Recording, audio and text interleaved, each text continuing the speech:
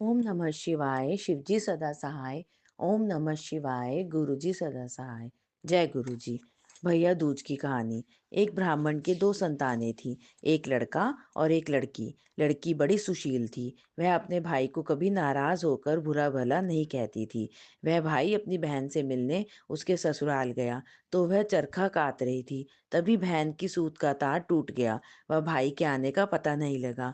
वह तार बार बार जोड़ रही थी तो वह जुड़ी नहीं और पीछे मुड़कर देखा तो भाई खड़ा था। वह भाई से गले मिलकर अपने भाई के आदर सत्कार के लिए पड़ोसन से पूछने गई। उसने तेल का चौका लगाकर घी में चावल पकाए, परंतु चोखा सूखा नहीं और चावल पके नहीं। एक दूसरी सहेली से पूछने पर गोबर का चौका लगाकर दूध तथा पानी में चावल डालकर खीर बनाई और भाई को खिलाई। दूसरे दिन भाई के रास्ते के लिए वह चक्की में आटा पीसने लगी। आटे के साथ साथ चक्की में सांप पिस गया और उसे उसे पता नहीं चला। उसने उस आटे के लड्डू बना दिए और कपड़े में बांध कर दे दिए। जब वह चला गया तो उसे सांप पिसने का पता चला।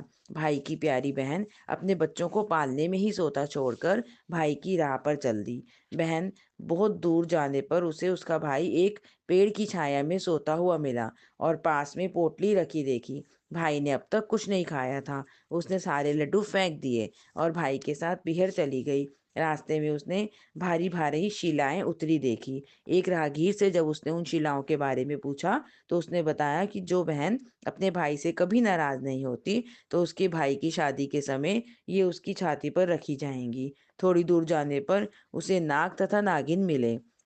नाग बोली, जिसकी छाती पर ये शिलाएं रखी जाएंगी उसे हम खा लेंगे। उपाय पूछने पर नागिन ने बताया कि भाई के सब काम बहन करे और भाई भावच को कोसकर गालियां दे, तभी भाई बच सकेगा। वहीं से वह भाई को कोसने लगी। गालियां देती देती पीहर पहुंच गई। माँ बाप को बेटी का ये व्यवहार अच्छा नहीं लगा। विवाह की लगन आई तो वह भाई को गाली देती हुई स्वयं लगन चढ़ाने लगी और वह घोड़ी पर बैठ गई। जो ही वह घोड़ी पर बैठी तभी शिलाएं उड़ती हुई आईं और पुरुष के स्थान पर नारी को देखकर वापस चली गई। ऐसा देखकर बारात के लोग उसे अपने साथ ले गए। फेरों का समय आया तो उसने भाई को पीछे धकेल दिया और गंदी गंदी गालियां देकर फेरे ले लिए। वह सब काम स्वयं कर रही थी, यहाँ तक कि सुहाग रात को भी भाभी के साथ स्वयं सोने चल दी। समय आने पर नाग नागिन उसके भाई को काटने आए। वह तो सब जानती थी। नाग नागिन को मारने की तैयारी पहले ही कर रखी थी।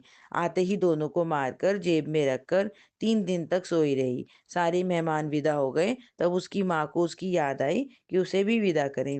विदा के समय उसने माँ की उपेक्षा कर गुस्से से बोली कि मैं इतनी नीच नहीं हूँ। उसने मरे हुए सांपों को दिखाकर बताया कि नाग नागिन भाई भाभी को डसने आए थे।